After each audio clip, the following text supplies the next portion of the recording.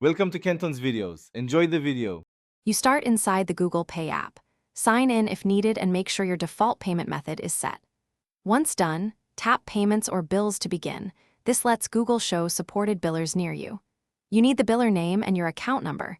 This prevents mismatches and failed link attempts. Now choose Add Biller or Link Account. This is the first actionable step because it initiates the secure connection between your bill and your stored payment method. You now pick the correct biller from the list. Because many providers have similar names, accuracy matters.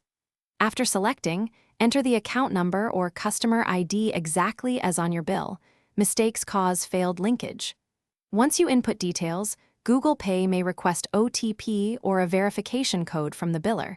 Complete that promptly. This verification confirms you control the account and allows Google Pay to fetch balances and due dates for automated payments or reminders.